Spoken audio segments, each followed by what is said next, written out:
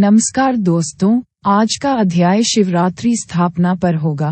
इससे पहले कि हम आगे बढ़ें, कृपया चैनल को सब्सक्राइब करें, जो मुझे इस श्रृंखला को पूरा करने के लिए प्रोत्साहित करेगा। शिवरात्रि स्थापना। एक बार भगवान ब्रह्मा विष्णुलोक गए और उन्होंने विष्णु जी को अपना पुत्र बनाया तथा उनसे कहा कि वे ब्रह्मा की आज्ञा माने। ब्रह्मा जी की बात सुनकर विष्णु जी को क्रोध आया और उन्होंने कहा कि मैं आपका पुत्र नहीं अपितु आपकी नाभि कमल से उत्पन्न पुत्र हो और मैं सृष्टि का पालक हूँ, अतः आपकी भी रक्षा करता हूँ। इस रूप में आप मेरे द्वारा संरक्षित हैं। इसके साथ ही विष्णु जी ने ब्रह्मा जी से उनके तिर्यक मुख का कारण जानना चाहा। इसके उत्तर में ब्रह्मा जी ने स्वयं को विश्व का पितामह बताया और विष्णु पर आरोप लगाया कि वह ये तथ्य नहीं जानते। यह विवाद संघर्ष का रूप ले बैठा। इस विवाद के समय पहले तो देवताओं ने आनंद मनाया, पर जब दोनों ब्रह्मा और विष्णु आपस में स्वर प्रहार करने लगे, तो देवताओं ने उनको रोका कि इस प्रकार अराजकता न फैलाएं। तब सारे देवताओं ने भगवान शंकर की शरण जाने का निश्चय किया। देवता लोग भगवान शिव के पास आए और ब्रह्मा तथा विष्णु का संघर्ष समाप्त करने की प्रार्थना की। देवताओं की प्रार्थना पर शिवजी अपने गणों के साथ संघर्ष स्थल पर आए और कुछ दूर से विष्णु तथा ब्रह्मा का संघर्ष देखने लगे। तब अकस्मात शिवजी ने एक स्तंभ का रूप धारण किया और दोनों के बीच आकर खड़े हो गए। उस स्तंभ को देखकर ब्रह्मा तथा विष्णु ने युद्ध रोक दिया। वे आश्चर्यचकित होकर ज्योतिरूप स्तंभ को देखने लगे। ब्रह्मा और विष्णु दोनों ही उस स्तंभ के विषय में सोचने विचारने लगे। स्तंभ का रहस्य जानने के लिए विष्णु शूकर का रूप धारण कर स्तंभ के मूल का अवलोकन करने के लिए नीचे चले गए और ब्रह्मा ने हंस का रूप धारण किया तथा वे अंत को देखने के लिए ऊपर की ओर गए। पर दोनों को ही रहस्य का ज्ञान नहीं हो सका। इसी समय ब्रह्मा ने आकाश में एक फूल देखा और उसे अपने ज्ञान को साक्षी मानकर विष्णु से स्तंभ का अंत पा लेने का दावा किया। इस पर विष्णु नतमस्तक हो गए और उन्होंने ब्रह्मा के चरण पकड़ लिए। किंतु शिवजी ब्रह्मा के कपट को सहन न कर सके और एकदम वहां प्रकट हो गए। विष्णु ने शिवजी के चरणों का स्पर्श किया और शिवजी ने विष्णु की सत्यवादिता से प्रसन्न होकर उन्हें अपने समान होने का वरदान दिया। उधर एक विचित्र बात यह हुई कि ब्रह्मा को उनके असत्य भाषण पर दंडित करने के लिए जैसे ही शिवजी के मन में क्रोध उत्पन्न हुआ, वैसे ही उनकी भौं से भैरव पैदा हुआ, जिसने शिवजी के आदेश के अनुसार ब्रह्मा जी का 5वां सिर काट लिया। जब भैरव और सिरों को भी काटने लगा तो ब्रह्मा जी शिव के चरणों में गिरकर क्षमा याचना करने लगे। विष्णु भी शिवजी को प्रसन्न करते हुए ब्रह्मा जी के लिए क्षमा मांगने लगे। इस पर शिवजी ने भैरव को हटाया, किंतु ब्रह्मा को सत्कार और उत्सव से अलग कर दिया। इसके बाद जब ब्रह्मा जी पुनः विनती करने लगे तो शिवजी ने उन्हें गणों का आचार्य बना दिया।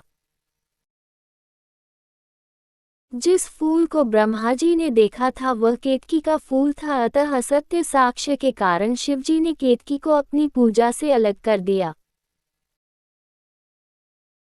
फिर जब केतकी ने भी प्रार्थना की तो उसे शिवजी ने मंडप सजावट के समय शिरोमणि फूल होने का वरदान दे दिया।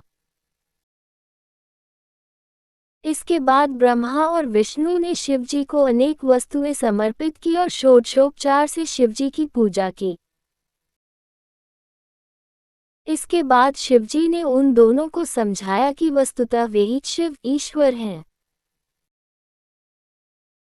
अज्ञान के कारण ही आप लोगों ने स्वयं को ईश्वर मानने का विचार व्यक्त किया है।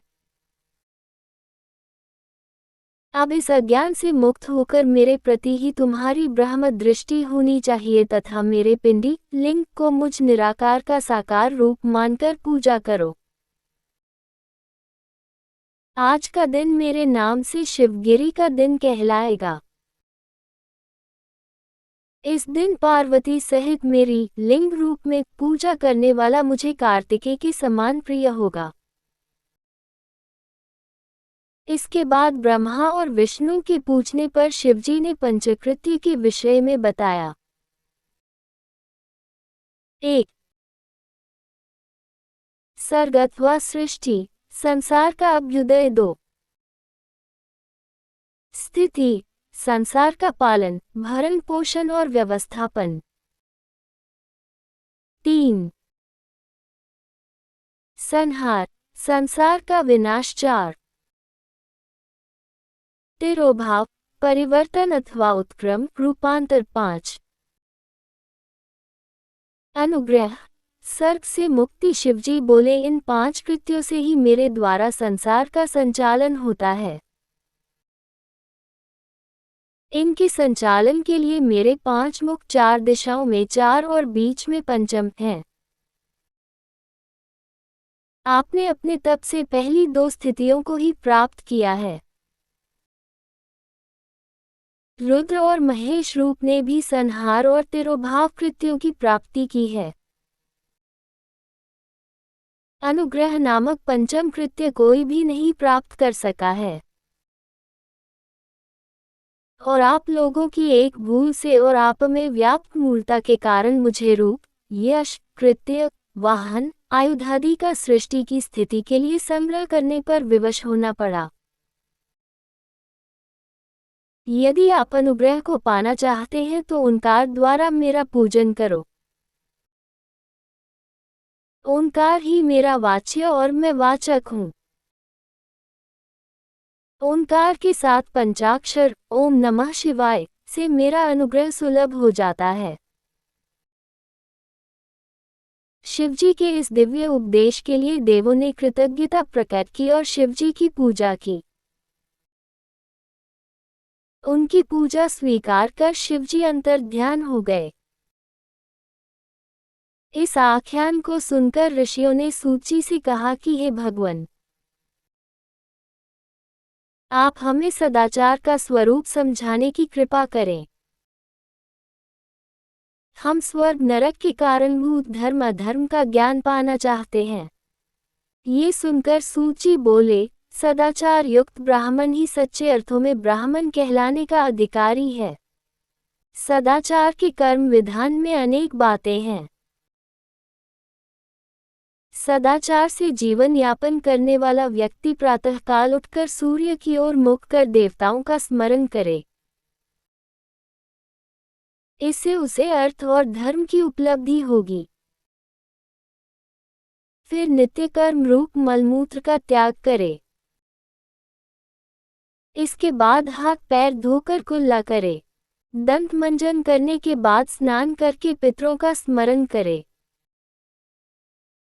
इसके बाद शुद्ध वस्त्र धारण करके मस्तक पर टीका लगाए। फिर किसी मंदिर में या घर पर ही नियत स्थान पर गायत्री का जाप करे। ये जाप सोहम भावना से करे। इसके बाद अपने व्यवसाय में धर्म भाव से काम करे। इस प्रकार धन उपार्जन करते हुए परिवार का पालन करें। हे ऋषियों, सदाचारी को चाहिए कि द्रव्य धर्म और देह धर्म का पालन करे। दान करना, यज्ञ करना, मंदिर वापी बनवाना द्रव्य धर्म कहलाता है और पूजा अर्चना तथा तीर्थ भ्रमण आदि देह धर्म कहलाता है। द्रव्य धर्म से धन वृद्धि, देह धर्म से दिव्यत्व की प्राप्ति होती है। इनके सांगोपांग समन्वय से मनुष्य का अंतःकरण शुद्ध होता है। इसके बाद ऋषियों के लिए पूछने पर कि शिवलिंग की स्थापना कहाँ और किस रूप में की जाए, सूची ने कहा कि गंगा या किसी भी पवित्र नदी के तट पर या जहाँ कहीं भी सुविधा हो, शिवलिंग की स्थापना हो सकती है। समय और स्थान का बंधन नहीं है। लोहा, पत्थर या मिट्टी किसी भी से बना 12 अंगुल का लिंग उत्तम होता है। लिंग के आसपास गोबर मिली मिट्टी से स्थान को स्वच्छ रखना चाहिए। नवनीत, भस्म, कनेर के फूल, फल, गुड़ आदि वस्तुओं से लिंग की पूजा करनी चाहिए। पूजा करने के लिए ओम नमः शिवाय का जाप करना चाहिए। नमः शिवाय के साथ ओम सर्वदा लगाना चाहिए। यदि संभव हो सके तो शिवलिंग के चारों तरफ 4000 हाथ दूरी का वर्ग क्षेत्र होना चाहिए और उस क्षेत्र में क्वा, वापी आदि होना चाहिए। सूची ने कहा कि भारत में गंगा, सरस्वती आदि नदियों के तटों पर अनेक शिव क्षेत्र हैं। इन क्षेत्रों में निवास करने और पूजा करने से सिद्धि की प्राप्ति होती है। पुण्य प्राप्ति के साथ अपुण्य या पाप के विषय में बताते हुए सूची ने कहा कि शिव क्षेत्र में पाप करने से अत्यधिक हानि होती है। उसका परिहार बहुत बड़े पश्चाताप से ही हो सकता है।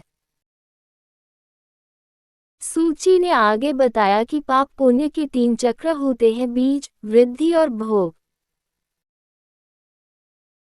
ज्ञान द्वारा इन तीनों में संतुलन किया जा सकता है। ज्ञान की प्राप्ति भी प्रत्येक युग में भिन्न रूप से होती है। सतयुग में ध्यान से, त्रेता में तप से, द्वापर में भजन योग से ज्ञान की प्राप्ति संभव है। कलयुग में ज्ञान की प्राप्ति प्रतिमा के पूजन से ही संभव है। इसलिए तत्व ज्ञान के अभ्यर्थी भक्त को प्रतिमा पूजन में ध्यान लगाना चाहिए। कलयुग में द्रव्य धर्म की प्रतिष्ठा अधिक है। कलयुग में न्याय द्वारा अर्जित धन कार्यों में लगाना चाहिए। भक्त जो कुछ भी अर्जित करे उसका एक भाग धार्मिक कार्यों में, एक भाग व्यापार वृद्धि में, एक भाग भवन निर्माण में तथा विवाह आदि कार्यों में व्यय करना चाहिए। जो व्यक्ति व्यापार से अर्जित धन के 6ठे भाग को और कृषि से अर्जित धन के 10वें भाग को धर्म कार्य में व्यय नहीं करता, वह सदाचार के नियमों का उल्लंघन करता है। दूसरों में दोष दृष्टि न देखना, द्वारा आए याचक को निराश न लौटाना, अग्निहोत्र करना सदाचार के अंग है। मुनियों ने सूची से कहा कि अग्नियज्ञ, देवयज्ञ, ब्रह्मयज्ञ, गुरु पूजा और ब्रह्मतृप्ति के स्वरूप को समझाए। सूची बोले ये पांचों महायज्ञ अत्यंत पुण्यदायक है। इनका स्वरूप समझ लेना चाहिए। अग्नियज्ञ है अग्नि में द्रव्य युक्त हवन करना। समिधा द्वारा यज्ञ करने के साथ आत्मा में ही अग्नि प्रज्वलित करके ये यज्ञ संपन्न किया जा सकता है। प्रातःकाल के अग्नियज्ञ से आयु वृद्धि होती है और सायंकाल के यज्ञ से संपत्ति वृद्धि। देवयज्ञ है देवताओं की तृप्ति के लिए यज्ञ में आहुति देना। ब्रह्मयज्ञ है नियम पूर्वक वेदांगों का अध्ययन। गुरु पूजा है धन धान्य और अन्नादि से वेद पाठी की सेवा करके उसे संतुष्ट करना। ब्रह्म तृप्ति है नियम पूर्वक आचरण करते हुए आत्मा रूप ब्रह्म को तुष्ट करना। वारों की सृष्टि विषय में बताते हुए सूची ने कहा महादेव ने ही लोक कल्याण के लिए पहले आदित्यवार तथा बाद में अन्य वारों की स्थापना की।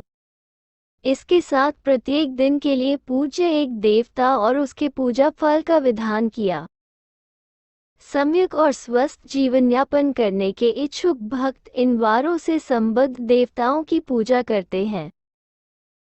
पूजा के स्वरूप में देवताओं का ध्यान करना, उसके मंत्र का उच्चारण करना, उसके लिए या उसी का होम करना, उसके नाम पर दान और उसके विधान का जप तप करना, इस प्रकार प्रत्येक वार से संबद्ध देवता की पूजा का अपना पृथक फल होता है। Image description. इमेज। सूत जी कहते हैं कि देव यज्ञादि से परिपूर्ण घर सुख शांतिदायक होता है। घर से 10 गुना कोष्ठ, कोष्ठ से 10 गुना तुलसी या पीपल के नीचे का स्थल, उससे 10 गुना मंदिर, उससे 10 गुना कावेरी, गंगा आदि का तीर्थ, समुद्र तट, पर्वत शिखर पर पूजन करने से फल की प्राप्ति होती है। पूजा के लिए जितना सुरम्य स्थल हो, प्राकृतिक संपदा हो, उतनी ही शुद्ध मन से की जाने वाली पूजा का फल मिलता है। सूत जी कहते हैं कि युगानुरूप फल प्राप्ति के अंश में घटा बढ़ी होती रहती है। सत्य युग में पूर्ण फल, त्रेता में 1/3 और द्वापर में अर्ध फल की प्राप्ति होती है। कलयुग में यह मात्रा 1/4 रह गई है, किंतु शुद्ध हृदय से किया गया पूजन पूरा फल देता है। कुछ विशेष दिनों में पूजा का फल अधिक होता है। सामान्य दिन की अपेक्षा रवि संक्रांति के दिन 10 गुना, तुला और मेष संक्रांति के दिन उससे 10 गुना और चंद्र ग्रहण में उससे भी 10 गुना तथा सूर्य ग्रहण में सर्वाधिक फल प्राप्त होता है। सूर्य ग्रहण पूजा के लिए सर्वोत्तम समय है। सूत जी से मुनियों ने पूछा कि हे महात्मन, आप शिवजी की पार्थिव पूजा के विधान को बताने की कृपा करें। इस पर सूत जी बोले, हे मुनियों, मैं तुम्हें स्त्री पुत्रादि प्राप्त करने वाला, अकाल मृत्यु को दूर करने वाला, धन धान्य देने वाला विधान बताता हूँ। स्वयं निर्मित शिवलिंग पर 1 सेर, देवताओं द्वारा बनाए शिवलिंग पर 3 सेर तथा स्वयं प्रकट शिवलिंग पर 5 सेर अन्न का नैवेद्य चढ़ाना चाहिए। लिंग का प्रमाण 12 अंगुल चौड़ा तथा 25 अंगुल लंबा है। इस प्रकार पार्थिव रूप से की गई लिंग पूजा सभी अभीष्ट फलों को देने वाली है। ये सारा बिंदु नादात्मक है। शक्ति का नाम बिंदु और शिव का नाम नाद है। इन दोनों का समन्वय शिवलिंग है और शिवजी के समाविष्ट होने के कारण योनि और लिंग दोनों रूप जगत के सृष्टा हैं। इसके साथ देवी रूप माता और बिंदु रूप पिता नाद की पूजा करने से परम आनंद की प्राप्ति होती है। आदित्यवार के दिन गोबर, गोमूत्र, गौ का दूध, घी और मधु को मिलाकर शिवलिंग को स्नान कराकर नैवेद्य अर्पण करना चाहिए। सूत जी बोले, हे मुनियों, प्रकृति में 8 बंधन होते हैं। पंच तन्मात्रा और बुद्धि, गुणात्मक अहंकार में बंधने के कारण आत्मा जीव कहलाती है। जीव देहात्मक है और उसकी क्रिया कर्म है। कर्म का फल होता है और कर्मफल पाने के लिए बार बार शरीर धारण करना पड़ता है। शरीर के 3 रूप स्थूल, सूक्ष्म और कारण होते हैं। स्थूल शरीर व्यापार करता है, सूक्ष्म शरीर मांग करता है तथा कारण शरीर आत्मा के उपभोग का आधार है। कर्म के रज्जु से बंधा हुआ ये शरीर चक्रवत घूमता रहता है। जीव का ये बंधन शिव की पूजा से ही दूर होता है। शिवलिंग में मन, वचन और कर्म से आस्था रखते हुए उसकी पूजा करते हुए मनुष्य शिव रूप और आत्माराम हो जाता है। मुनियों ने पूछा कि लिंग आदि के भेद से पूजा का विधान क्या है? तब सूत जी ने बताया, सबसे पहला प्रणव लिंग है। ये स्थूल और सूक्ष्म दोनों हैं और इसे ही पंचाक्षर कहा गया है। पृथ्वी के विकास से 5 लिंग कहे गए हैं। स्वयं लिंग, देवता और ऋषियों के फलस्वरूप पृथ्वी को फोड़कर प्रकट होने वाला स्वयं लिंग कहलाता है। बिंदु लिंग, इसे पृथ्वी आदि की वेदिका पर प्रणव मंत्र से लिखा जाता है। प्रतिष्ठित लिंग, एक पात्र में रखकर घर में स्थापित किया गया लिंग। चर लिंग, प्रत्येक पूजा काल में बनाया गया और फिर विसर्जित किया जाने वाला लिंग। गुरु लिंग, गुरु द्वारा प्रतिष्ठापित किया गया शिव रूप लिंग। भक्त को सब कार्यों से पहले गणेश जी की वंदना करनी चाहिए और फिर दैहिक, दैविक, भौतिक तापों को दूर करने के लिए विष्णु का पूजन करना चाहिए। इसके बाद शिव जी का महाभिषेक करके उन्हें नैवेद्य समर्पित करते हुए ब्राह्मणों को भोजन कराना चाहिए। 1,00,000 मंत्रों के द्वारा शंकर को नमस्कार करके 108 मंत्रों द्वारा सूर्य को नमस्कार करना चाहिए। शिवजी की कृपा दृष्टि पाने के लिए अपने को बिल्कुल अकिंचन समझकर विनती करनी चाहिए। मुनियों ने सूत जी से प्रार्थना की कि वे पार्थिव महेश्वर की महिमा का वर्णन करें, जिसे उन्होंने व्यास जी के मुंह से सुना। सूत जी बोले, पार्थिव लिंग सबसे श्रेष्ठ है। देवता, ऋषि, मनुष्य, गंधर्व, सर्प और स्वयं ब्रह्मा तथा विष्णु पार्थिव महेश्वर के पूजन से पूर्ण काम हुए हैं। जिस तरह से नदियों में श्रेष्ठ गंगा है, मंत्रों में ओंकार है, वर्णों में ब्राह्मण, पुरियों में काशी है और शक्ति में दैवी शक्ति श्रेष्ठ है, उसी प्रकार पार्थिव महेश्वर सबसे अधिक श्रेष्ठ और पूजनीय है। पार्थिव महेश्वर की पूजा करने वाला भक्त शिवलोक का वासी होता है, स्थापना के बारे और में जो ब्राह्मण होकर भी पार्थिव महेश्वर की पूजा नहीं करता, वो नरक में जाता है। पार्थिव महेश्वर की संख्या इच्छा के अनुसार ही मानी गई है। विद्या पाने के लिए 1 सहस्र, पुत्र की प्राप्ति के लिए 1.5 सहस्र और भूमि की प्राप्ति के लिए 1 सहस्र तथा धन वस्त्र की प्राप्ति के लिए 500 पार्थिव महेश्वर बनाकर उनका पूजन करना चाहिए। इन सबसे महत्वपूर्ण है मोक्ष की अभिलाषा। इसके लिए 1 करोड़ पार्थिव लिंग बनाकर पूजा करनी चाहिए। इस प्रकार पूजा करने से ब्राह्मण और ऋषि के शाप से पीड़ित व्यक्ति भी त्रिजगन्मयी अष्टमूर्ति शर्व, भव, रुद्र, उग्र, भीम, ईश्वर, महादेव, पशुपति का पूजन करने से शाप मुक्त होकर भगवान शिव के सायुज्य को प्राप्त करता है। मुनियों ने शिव पूजा के अन्य साधारण और असाधारण विधानों को जानना चाहा तो सूत जी बोले कि भक्त को चाहिए कि वो पवित्र स्थान से गृहीत मिट्टी से पिंड बनाए। पिंड बनाने से पहले उसे जल से शुद्ध कर ले और पार्थिव महेश्वर की रचना करे। ओम नमः शिवाय मंत्र से पूजा की सामग्री को शुद्ध करे, भुरक्षी मंत्र से सिद्ध करे और आपोस्मा मंत्र से जल का संस्कार करे। नमः ते रुद्र से स्फटिक बंद करे और नमः करते हुए पंचामृत से प्रोक्षण करे तथा नमोनि ग्रीवाय मंत्र से महेश्वर की प्रतिष्ठा करे और ऐत्ते रुद्राय मंत्र से सुंदर आसन समर्पित करे। नमो महांतम मंत्र से याते रुद्र उच्चारण करते हुए पार्थिव महेश्वर को आसन पर बिठाए। इसके बाद इस मंत्र से स्नान, रुद्र, गायत्री से अर्घ्य अर्पित करे। फिर ददकाद्यो घृत्य वह पृथ्वी व्याम मंत्रों से दही, घी और दूध से स्नान कराए। इस प्रकार वेद विधि से पार्थिव लिंग की पूजा करे। यह विधि अपेक्षाकृत कठिन है, इसलिए एक साधारण विधि का उल्लेख भी किया गया है। सूत जी कहते हैं कि शिव का भक्त हर, शंभु, शूलपाणी, शिव, पशुपति आदि अनेक नामों का स्मरण करके मिट्टी से शिवलिंग की रचना करे। फिर स्नान पूजन कराकर क्षमा याचना करे तथा ओम नमः शिवाय का जाप करते हुए शिवजी का ध्यान करे। हाथ में पुष्प और अक्षत लेकर भगवान शंकर से इस प्रकार याचना करे, हे शिव, मैं आपका ही हूँ क्योंकि आप में चित्त लगाया हुआ है। आप वेदों, शास्त्रों, ऋषियों के द्वारा भी अगम्य, अज्ञेय हैं। मैं आपकी महिमा का पार कैसे पा सकता हूँ? अज्ञान और ज्ञान से मैंने जो भी आपको भक्ति समर्पित की है, वो आपकी ही कृपा का फल है। आप मेरी रक्षा करें, मैं आपका शरणागत हूँ। इस प्रकार विनम्र प्रार्थना करते हुए भक्त को चाहिए कि वो शिवलिंग की प्रदक्षिणा करे और शिवलिंग का विसर्जन करे। सत्यव्रती आचारवान शिव भक्त के लिए नैवेद्य अग्राह्य नहीं है। शिव नैवेद्य के दर्शन मात्र से पाप भाग जाते हैं, उसका भक्षण करने से तो पुण्य प्राप्त होते हैं। शिव भक्त को बहुत अधिक श्रद्धा के साथ शिव नैवेद्य का भक्षण करना चाहिए।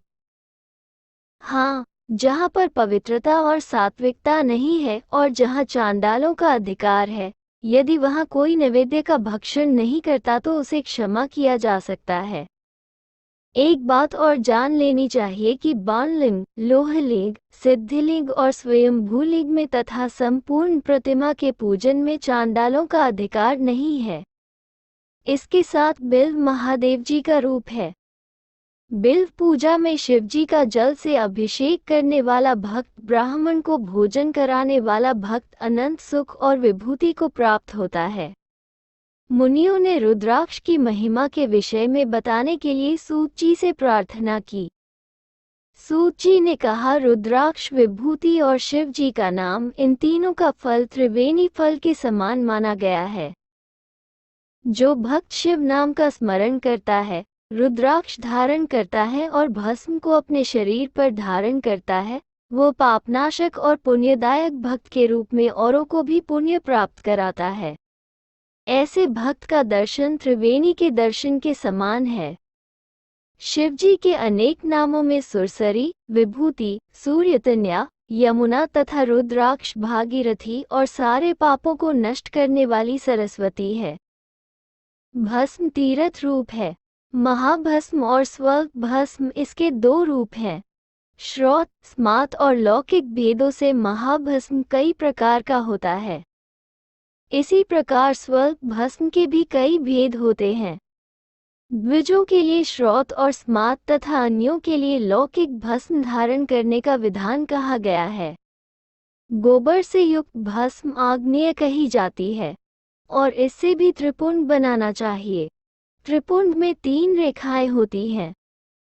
3 अंगुलियों के बीच से प्रयत्नपूर्वक भस्म को लेकर त्रिपुंड धारण करना चाहिए और उसके बाद ही शिव नाम का जाप करना चाहिए। रुद्राक्ष को महिमा बहुत विचित्र है।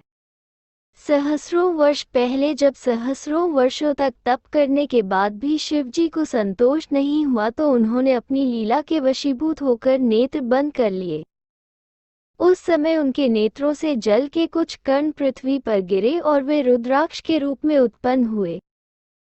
अयोध्या, मथुरा, लंका, मलयाचल, काशी और सह्याद्री में पैदा होने वाले रुद्राक्ष शिवजी के चारों वर्णीय और विष्णु के भक्तों को दे दिए। शिवजी ने ही रुद्राक्ष की अनेक जातियों का विधान किया। आंवले के परिमाण वाला रुद्राक्ष सर्वोत्तम माना, बद्रीफल जैसा मध्यम और चने के आकार वाला अधम माना। आंवले के आकार वाला रुद्राक्ष अरिष्ट नाशक और दूसरा सौभाग्यवर्धक तथा तीसरा सिद्धिदायक होता है। स्वयं छिद्र रुद्राक्ष बहुत अच्छा होता है।